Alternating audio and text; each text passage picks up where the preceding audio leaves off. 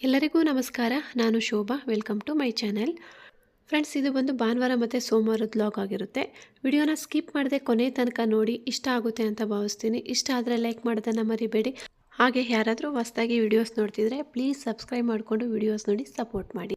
ಭಾನುವಾರ ಒಂದು ಸ್ವಲ್ಪ ಮನೆಯೆಲ್ಲ ಡೀಪ್ ಕ್ಲೀನ್ ಮಾಡಿಕೊಂಡೆ. ಅಂದರೆ ನಿನ್ನೆ ಮನೆಯೆಲ್ಲ ಒಂದು ಸ್ವಲ್ಪ ಡೀಪ್ ಕ್ಲೀನ್ ಮಾಡ್ಕೊಂಡಿದ್ದೀನಿ. ಹಾಗಾಗಿ ಬೆಡ್ ಸ್ಪ್ರೆಡ್ಸ್ ಎಲ್ಲ ತೆಗೆದು ವಾಶ್ ಮಾಡೋಕ್ಕೆ ಹಾಕಿದೆ. ಅದನ್ನು ಚೇಂಜ್ ಮಾಡ್ತಾಯಿದ್ದೀನಿ. ಈಗ ಬೇರೆದಾಗ್ತಾಯಿದ್ದೀನಿ.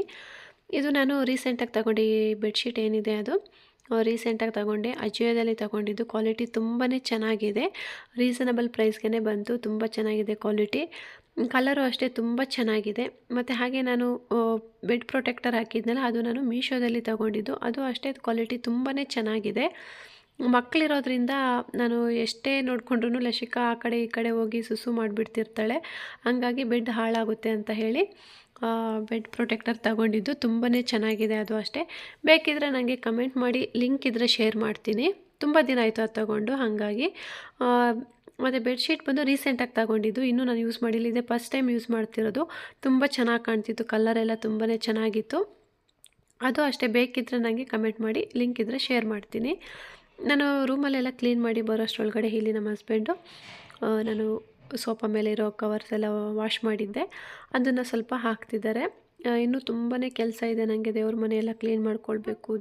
ದೇವ್ರ ಪಾತ್ರೆಗಳೆಲ್ಲ ಕ್ಲೀನ್ ಮಾಡ್ಕೊಳ್ಬೇಕು. ಹಾಗಾಗಿ ತುಂಬಾ ಕೆಲಸ ಇದೆ. ಹಾಗಾಗಿ ಅವರು ಒಂದು ಸ್ವಲ್ಪ ಹೆಲ್ಪ್ ಮಾಡ್ತಿದ್ರು. ಸ್ವಲ್ಪ ಹೊರಗಡೆನೂ ಹೋಗಿದ್ವಿ ನಾವು. ಕೇರ್ಪುರಮ್ಗೆ ಸ್ವಲ್ಪ ಕೆಲಸ ಇತ್ತು ಅಂತೇಳಿ ಹೋಗಿದ್ವಿ. ಅಲ್ಲಿಂದ ಬರೋಷ್ಟರೊಳಗಡೆ ಲೇಟ್ ಆಗಿಬಿಟ್ಟಿತ್ತು. ಬಂದಮೇಲೆ ಅಡುಗೆ ಎಲ್ಲ ಮಧ್ಯಾಹ್ನನೇ ಮಾಡಿದ್ದೆ. ಅದನ್ನೇ ಸ್ವಲ್ಪ ತಿಂದ್ಕೊಂಡು ಈಗ ನಾನು ಒಂದು ದೇವ್ರ ಪಾತ್ರೆಗಳೆಲ್ಲ ಕ್ಲೀನ್ ಮಾಡ್ಕೊಳ್ತಾ ಇದ್ದೀನಿ. ಆಲ್ಮೋಸ್ಟ್ ಎಲ್ಲ ಕೆಲಸನೂ ನೈಟೇ ಮುಗಿಸ್ಬಿಟ್ಟು ಮಲ್ಕೊಂಡ್ರೆ ಬೆಳಗ್ಗೆ ಎದ್ದು ಬೇಗ ಪೂಜೆ ಮಾಡ್ಕೊಳ್ಬೋದು ಅಂತ ಹೇಳಿ ಇಲ್ಲಿ ಈಗ ದೇವ್ರ ಪಾತ್ರೆಗಳೆಲ್ಲ ವಾಶ್ ಮಾಡಿ ಇಡ್ತಾ ಇದ್ದೀನಿ.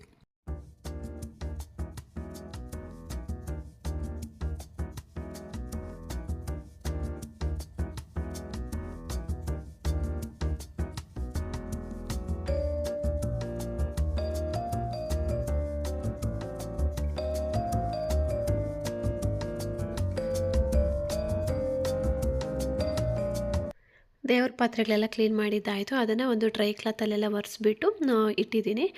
ಬೆಳಗ್ಗೆಗೆ ಪೂಜೆ ಮಾಡ್ಕೊಳ್ಳೋಕ್ಕೆ ಈಸಿ ಆಗುತ್ತೆ ಅಂತ ಹೇಳಿ. ಅದಾದಮೇಲೆ ನಾನು ಅಷ್ಟೊತ್ತಿಗೆ 11 o'clock ಆಗಿಬಿಟ್ಟಿತ್ತು. ಮಲಗಿಬಿಟ್ಟೆ.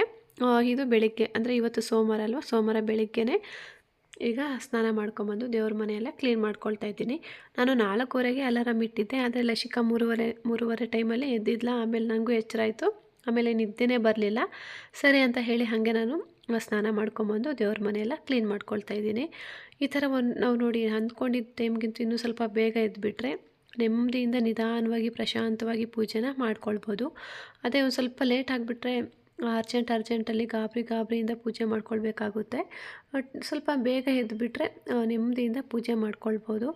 ನಾನು ಎದ್ದಿದ ತಕ್ಷಣವೇ ಮನೆಯೆಲ್ಲ ಕಸ ಗುಡಿಸ್ಬಿಟ್ಟು ಸ್ನಾನ ಮಾಡ್ಕೊಂಬಂದು ಆಮೇಲೆ ಮನೆ ಮಾಪ್ ಹಾಕ್ಬಿಟ್ಟು ಹೊರಗಡೆ ಹೊಸ್ತಿಲೆಲ್ಲ ಸಾರಿಸ್ಕೊಂಡು ರಂಗೋಲಿನ ಹಾಕ್ಕೊಳ್ತಾ ಇರೋದು. ಇವತ್ತು ರಂಗೋಲಿ ಇದು ರೆಡಿಮೇಡ್ ಬರುತ್ತಲ್ವ, ಈ ಥರ ಪ್ಲೇಟ್ಸು, ರಂಗೋಲಿ ಪ್ಲೇಟ್ಸು, ಅದರಿಂದ ಹಾಕ್ಕೊಳ್ತಾ ಇದ್ದೀನಿ. ನೋಡ್ಬೋದು ಪುಟ್ಟ ರಂಗೋಲಿ ಎಷ್ಟು ಚೆನ್ನಾಗಿ ಕಾಣ್ತಿದೆ ಅಂತ ಹೇಳಿ. ಈ ಥರ ಪ್ಲೇಟ್ಸ್ ನನ್ನ ಹತ್ರ ಒಂದು 3-4 ಇದೆ. ನಾನು ಯೂಸೇ ಮಾಡಲ್ಲ. ಇವತ್ತು ಯೂಸ್ ಮಾಡೋಣ ಅಂತ ಹೇಳಿ ಮಾಡಿದೆ. ತುಂಬಾ ಚೆನ್ನಾಗಿ ಕಾಣ್ತಿತ್ತು ರಂಗೋಲಿ. ಈಗ ದೇವ್ರ ಮನೆ ಬಾಗಿಲಿಗೂ ಅಷ್ಟೇ ರಂಗೋಲಿನ ಸಿಂಪಲ್ಲಾಗಿ ಬಿಡಿಸ್ತಾ ಇದ್ದೀನಿ. ಇವತ್ತೇನಕ್ಕೆ ಇಷ್ಟು ಬೇಗ ಎದ್ದು ಪೂಜೆ ಮಾಡ್ಕೊಳ್ತಾ ಇದ್ದೀನಿ ಅಂತ ಅಂದರೆ, ನಾನು ಓಂ ಶಕ್ತಿ ಅಮ್ಮನವ್ರಿಗೆ ಮಾಲೆ ಹಾಕ್ತಾಯಿದ್ದೀನಿ. ಹಂಗಾಗಿ ಊರಲ್ಲಿ ಹಾಕ್ತಾ ಇರೋದು. ನಮ್ಮ ಅಕ್ಕವರೆಲ್ಲ ಆಲ್ರೆಡಿ ಹಾಕಿದ್ದಾರೆ. ನಾನು ಇಲ್ಲೇ 5 ದಿನವೂ ಪೂಜೆ ಮಾಡಿಬಿಟ್ಟು ಆಮೇಲೆ ಊರಿಗೆ ಹೋಗಿ ಅಲ್ಲಿ ಮಾಲೆ ಹಾಕ್ಕೊಂಡು ಮೇಲ್ಮರುವತ್ತೂರಿಗೆ ಹೋಗ್ತೀವಿ. ಅಲ್ಲಿ ಹೋದಾದಮೇಲೆ ಒಂದು 3 days ಟ್ರಿಪ್ಪು ಇದೆ. ಹಂಗಾಗಿ ಒಂದು ವಾರ ಏನು ನಾನು ವೀಡಿಯೋಸ್ ಎಲ್ಲ ರೆಗ್ಯುಲರಾಗಿ ಅಪ್ಲೋಡ್ ಮಾಡೋಕ್ಕಾಗಲ್ಲ. ಟ್ರಿಪ್ಪಿಂದ ರಿಟರ್ನ್ ಬಂದ ಮೇಲೆ ನಾನು ವೀಡಿಯೋಸ್ ಕಂಟಿನ್ಯೂಸ್ ಆಗಿ ಮಾಡ್ತೀನಿ. ನನ್ನ ಚಾನಲ್ಗೆ ಯಾರಾದರೂ ಇನ್ನೂ ಸಬ್ಸ್ಕ್ರೈಬ್ ಆಗಿಲ್ಲ ಅಂತಿದ್ದರೆ, ಯಾರಾದರೂ ಹೊಸದಾಗಿ ವೀಡಿಯೋಸ್ ನೋಡ್ತಿದ್ರೆ ಪ್ಲೀಸ್ ಸಬ್ಸ್ಕ್ರೈಬ್ ಮಾಡ್ಕೊಂಡು ವೀಡಿಯೋಸ್ ನೋಡ್ತೀರಿ. ಇನ್ನೂ ಒಳ್ಳೆ ವೀಡಿಯೋಸ್ ಮಾಡೋಕ್ಕೆ ನಾನು ಆದಷ್ಟು ಟ್ರೈ ಮಾಡ್ತೀನಿ. ಇಲ್ಲಿ ನಾನು ದೀಪದೊಳಗಡೆ ಏನು ಹಾಕ್ತಿದ್ದೀನಿ ಅಂತಂದರೆ, ಜವಾದಿ ಪೌಡರ್ ಬರುತ್ತಲ್ಲ ಅದನ್ನು ಹಾಕ್ತಾಯಿದ್ದೀನಿ. ಒಂದು ದೇವಸ್ಥಾನದಲ್ಲಿ ಯಾವ ಥರ ಘಮ ಬರುತ್ತೆ, ಯಾವ ಥರ ಒಂದು ಫ್ರೇಗ್ರೆನ್ಸ್ ಇರುತ್ತೆ, ಅದೇ ಥರ ಬರುತ್ತೆ. ತುಂಬಾ ಒಂದು ಪಾಸಿಟಿವ್ ವೈಬ್ಸ್ ಇರುತ್ತೆ ಮನೆಯಲ್ಲಿ. ಅಷ್ಟು ಘಮ ಅಂತ ಇರುತ್ತೆ ದೇವ್ರ ಮನೆ ಎಲ್ಲನೂ. ಈ ಥರ ದೀಪದೊಳಗಡೆ ಆ ಜವಾದಿ ಪೌಡರ್ ಹಾಕಿದ್ರೆ ತುಂಬಾ ಘಮ ಅಂತ ಇರುತ್ತೆ. ನಾವು ಕಳಶ ಕೂರಿಸುವಾಗೂ ಅಷ್ಟೇ, ಕಳಶದ ಒಳಗಡೆ ಹಾಕಿದ್ರೂ ಅಷ್ಟೇ ಆ ದೇವಸ್ಥಾನದಲ್ಲಿ ಯಾವ ಥರ ಸ್ಮೆಲ್ ಬರುತ್ತೆ ಅದೇ ಥರ ಬರುತ್ತೆ. ಈಗ ನಾನು ಪೂಜೆನೆಲ್ಲ ಕಂಪ್ಲೀಟ್ ಆದಮೇಲೆ ಒಂದು ತಿಂಡಿಗೆ ಚಪಾತಿ ಜೊತೆ ಒಂದು ಬೆಂಡೆಕಾಯಿ ಗೊಜ್ಜು ಮಾಡಿದ್ದೀನಿ. ಆ ರೆಸಿಪಿನೂ ನಿಮ್ಮ ಜೊತೆ ಶೇರ್ ಮಾಡ್ತೀನಿ. ವಿಡಿಯೋನ ಸ್ಕಿಪ್ ಮಾಡದೆ ಕೊನೆ ತನಕ ನೋಡಿ.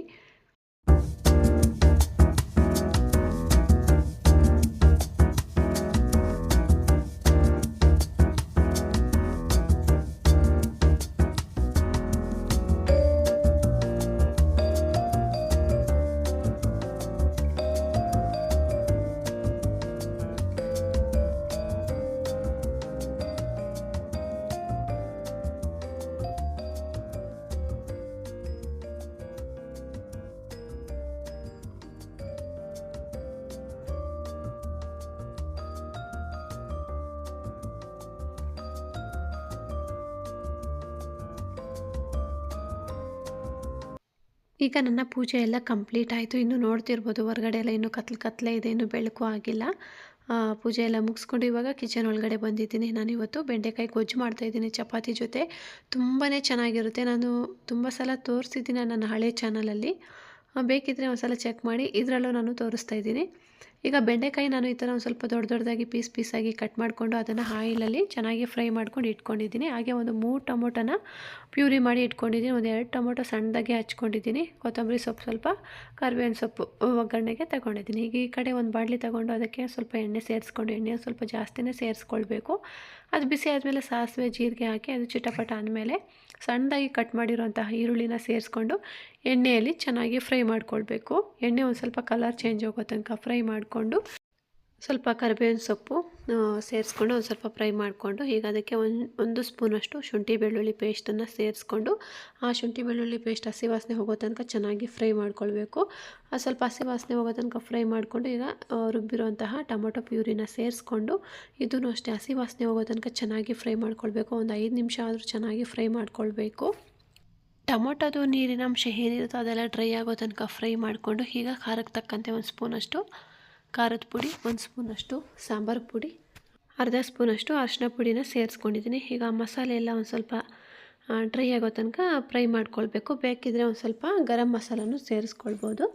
ಹಾಗೆ ತುಂಬ ಡ್ರೈ ಅನಿಸಿದ್ರೆ ಈಗ ನಾನು ಮಿಕ್ಸಿ ಜಾರನ್ನು ಸ್ವಲ್ಪ ನೀರು ಹಾಕಿ ನೀರನ್ನು ಸೇರಿಸ್ಕೊಂಡಿದ್ದೀನಿ. ಈಗ ರುಚಿಗೆ ಎಷ್ಟು ಬೇಕೋ ಅಷ್ಟು ನೋಡಿಕೊಂಡು ಉಪ್ಪನ್ನು ಸೇರಿಸ್ಕೊಂಡು ಈಗ ಫ್ರೈ ಮಾಡಿ ಇಟ್ಕೊಂಡಿರೋಂಥ ಬೆಂಡೆಕಾಯಿನ ಸೇರಿಸ್ಕೊಂಡು ಒಂದು 5 ನಿಮಿಷ ಲಿಡ್ ಕ್ಲೋಸ್ ಮಾಡಿಬಿಟ್ಟು ಇದನ್ನು ಫ್ರೈ ಮಾಡ್ಕೊಳ್ಬೇಕು. ಆ ಉಪ್ಪು ಖಾರ ಎಲ್ಲ ಬೆಂಡೆಕಾಯಿಗೆ ಹಿಡಿಯೋ ಥರ ಒಂದು ಲಿಡ್ ಕ್ಲೋಸ್ ಮಾಡಿ ಫ್ರೈ ಮಾಡ್ಕೊಳ್ಬೇಕು. ಈಗ 1 ಗ್ಲಾಸಷ್ಟು ನೀರನ್ನು ಸೇರಿಸ್ಕೊಳ್ತಾ ಇದ್ದೀನಿ. ನೋಡಿಕೊಂಡು ನಮಗೆ ಕನ್ಸಿಸ್ಟೆನ್ಸಿ ಯಾವ ರೀತಿ ಬೇಕೋ ಆ ರೀತಿ ಒಂದು ಸ್ವಲ್ಪ ನೀರನ್ನು ಸೇರಿಸ್ಕೊಂಡು ಈಗ ಉಪ್ಪು ಖಾರ ಎಲ್ಲ ಕರೆಕ್ಟಾಗಿದೆಯಾ ಅಂತ ನೋಡಿಕೊಂಡು ಮತ್ತೆ ಲಿಡ್ ಕ್ಲೋಸ್ ಮಾಡಿಬಿಟ್ಟು ಇನ್ನೊಂದು 3 ನಿಂದ 4 ನಿಮಿಷ ಇದನ್ನು ಬೇಯಕ್ಕೆ ಬಿಡಬೇಕು. ಎಣ್ಣೆ ಎಲ್ಲ ಮೇಲೆ ಬರೋ ತನಕನೂ ಬೇಯಿಸ್ಕೊಂಡ್ರೆ ಸಾಕಾಗುತ್ತೆ. ಇಲ್ಲಿ ನೋಡ್ತಾ ಇರ್ಬೋದು ಎಣ್ಣೆ ಎಲ್ಲ ಮೇಲೆ ಬಿಡ್ತಾ ಇದೆ. ಆಲ್ಮೋಸ್ಟ್ ರೆಡಿ ಆಗಿದೆ ಗೊಜ್ಜು. ಈ ಕಡೆ ಚಪಾತಿನ ಬೇಯಿಸ್ಕೊಳ್ತಾ ಇದ್ದೀನಿ. ಯಶಿತ್ಗೆ ಸ್ಕೂಲಿಗೆ ಟೈಮ್ ಆಗಿತ್ತು, ಹಾಗಾಗಿ ಈ ಕಡೆ ಇನ್ನೊಂದು ಕಡೆ ಚಪಾತಿನ ಬೇಗ ಬೇಯಿಸ್ಕೊಳ್ತಾ ಇದ್ದೀನಿ. ಈಗ ನೋಡ್ಬೋದು ಗೊಜ್ಜು ಆಲ್ಮೋಸ್ಟ್ ರೆಡಿ ಆಯಿತು. ಈಗ ಎಣ್ಣೆ ಎಲ್ಲ ಮೇಲೆ ಬಿಡುತ್ತೆ. ಈಗ ಲಾಸ್ಟಲ್ಲಿ ಸ್ವಲ್ಪ ಕಟ್ ಮಾಡಿರೋಂತಹ ಕೊತ್ತಂಬರಿ ಸೊಪ್ಪನ್ನು ಸೇರಿಸ್ಕೊಂಡಿದ್ದೀನಿ. ಇಷ್ಟೇ ಬೆಂಡೆಕಾಯಿ ಗೊಜ್ಜು. ಸಿಂಪಲ್ಲಾಗಿ ಕ್ವಿಕ್ಕಾಗಿ ಮಾಡ್ಕೊಳ್ಬೋದು. ತುಂಬಾ ಚೆನ್ನಾಗಿರುತ್ತೆ ಚಪಾತಿ ಜೊತೆ. ಸೂಪರ್ ಕಾಂಬಿನೇಷನ್ ಅಂತ ಹೇಳ್ಬೋದು. ನನ್ನ ಮಗನಿಗೆ ತುಂಬಾ ಇಷ್ಟ ಈ ಥರ ಮಾಡಿದ್ರೆ. ಈ ವಿಡಿಯೋ ನಾನು ಇಲ್ಲಿಗೆ ಎಂಡ್ ಮಾಡ್ತೀನಿ. ಈ ವಿಡಿಯೋ ನಿಮಗೂ ಇಷ್ಟ ಆಗಿರುತ್ತೆ ಅಂತ ಭಾವಿಸ್ತೀನಿ. ಇಷ್ಟ ಆದರೆ ಲೈಕ್ ಮಾಡೋದನ್ನು ಮರಿಬೇಡಿ, ಸಬ್ಸ್ಕ್ರೈಬ್ ಮಾಡಿ, ಸಪೋರ್ಟ್ ಮಾಡಿ. ನೆಕ್ಸ್ಟ್ ವಿಡಿಯೋದಲ್ಲಿ ಸಿಗೋಣ. ಅಲ್ಲಿ ತನಕ ಹೋಗಿ ಬರಲ್ಲ. Thank you for watching. Bye bye.